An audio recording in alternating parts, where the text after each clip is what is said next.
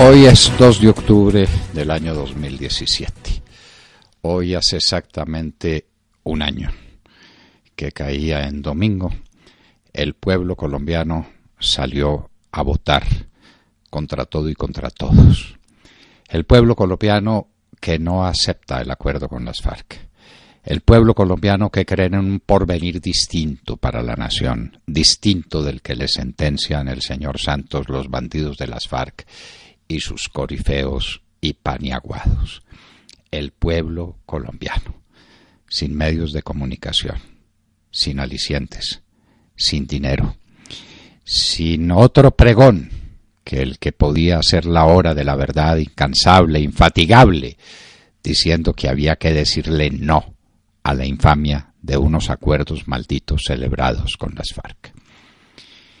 Y pasaron dos cosas, una que parece notable, que parece irrebatible, pero que es la única que se menciona, que fueron más los colombianos que salieron de su casa para decirle no a este esperpento, que los ciudadanos que se dejaron mover por todos los medios de presión y de opresión que intentó el gobierno, incluido, desde luego, el porcentaje de fraude que no fue escaso, el fraude en el que estamos viviendo en materia electoral, porque estos sistemas electrónicos o cuasi electrónicos son una enorme celada contra la transparencia de la democracia, y por eso están prohibidos en muchos países del mundo, y por eso está perfectamente advertido que la electrónica en la política electoral es el medio más cómodo para hacer fraude.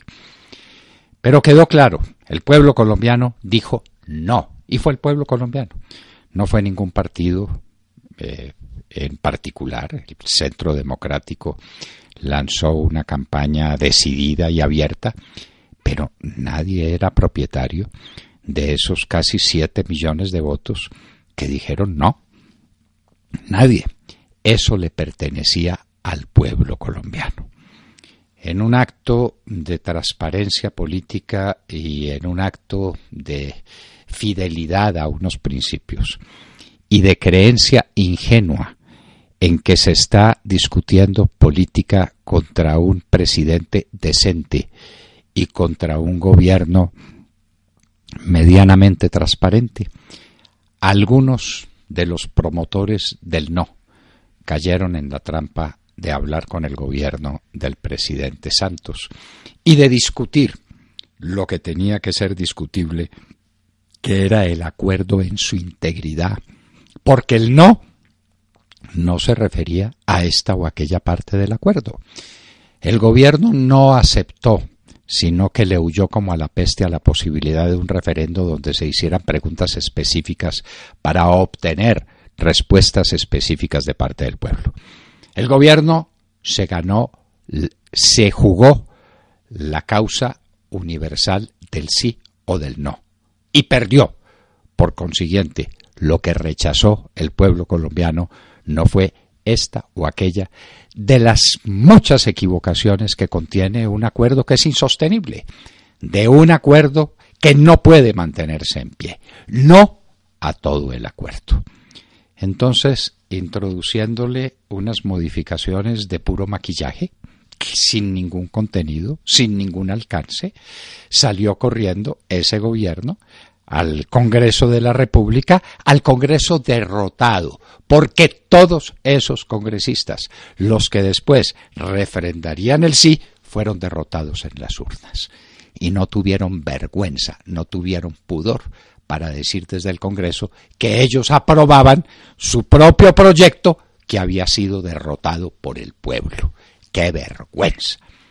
Para después conseguir el voto favorable de una mayoría de magistrados de la Corte Constitucional, que es lo peor que le ha pasado a Colombia desde la reforma constitucional que estamos recordando por estos días. A pesar de todo aquello, el pueblo colombiano dijo no. Pero hay un elemento que no se ha analizado. Hay un elemento claro y contundente en esta materia, y es que todo lo que logró conseguir el gobierno, con todo el dinero, con todo el apoyo de los políticos corruptos, con toda la propaganda universal, desbordada, mentirosa, pero gigantesca, fue un 17%.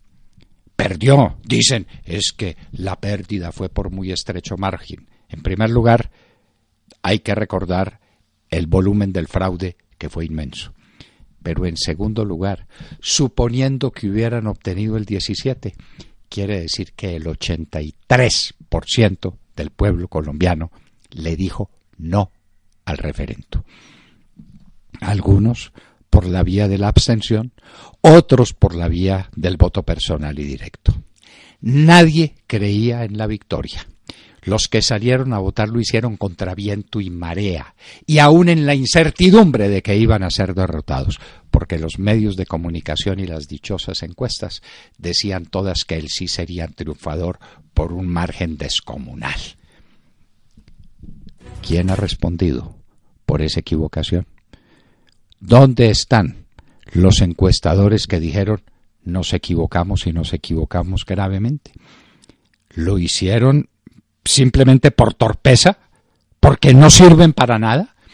¿Porque dan resultados completamente equivocados y por lo mismo no hay que creerles nada de lo que dicen y nada de lo que supuestamente recogen como voluntad del pueblo? ¿Esa es la conclusión a la que tenemos que llegar? ¿O que estaban comprados por el gobierno y por los medios de comunicación enmermelados y oficiales? Cualquiera de los dos extremos del dilema le parten a uno el corazón. Pero esos encuestadores que promovieron el sí y que lo promovieron con unos resultados abrumadores en su favor contra el no le han explicado al país por qué se equivocaron. Porque eso no tiene otra explicación distinta que la venalidad, que la entrega, que la mala fe. Hace un año el pueblo colombiano derrotó todo eso y el 83% de los colombianos no se dejó convencer por Santos, por su camarilla, por su dinero, por su desbordada aplicación de los medios de comunicación a conseguir un objetivo. Fueron derrotados. Este es el día en que tenemos que recordar esa atrocidad. Y la tenemos que recordar precisamente cuando viene un espectáculo parecido, porque estamos a puertas de que los otros bandidos, los del ELN, entren a formar parte de un nuevo arreglo por la paz con Santos y con sus paniaguados y enmermelados.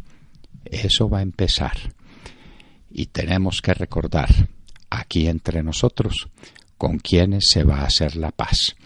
Para que, por ejemplo, no lo olvide el famoso Partido Verde, el que está fundado para defender la ecología del país, sus recursos, que estos son los mayores depredadores conocidos del medio ambiente. Mientras el Exxon Valdez vertió en Alaska 10 millones de galones de combustible que escandalizaron al mundo. No hubo medio de comunicación, no hubo partido político, no hubo verde de ninguna tonalidad que no saliera a protestar por lo que fue una equivocación en el manejo de un buque que fue castigado con una multa de $5.000 millones por el gobierno americano. Pues acontece que el ELN, estos patriarcas de ahora, han vertido sobre las aguas de nuestros ríos y de nuestras quebradas exactamente 7 veces esa cantidad. Se están completando 70 millones de galones de petróleo vertido por estos bandidos en las quebradas y los ríos de Colombia. Pero bienvenidos a la paz. Les abrimos los brazos y decretamos un cese bilateral para que el ejército y las policías no los persigan, es decir, para que los dejen delinquir en paz y para suscribir con ellos un nuevo papel que termine por consumar este atentado contra la democracia colombiana, contra los altos valores de la civilización occidental, contra todas las creencias fundamentales del pueblo colombiano. Señores, lo peor está por llegar.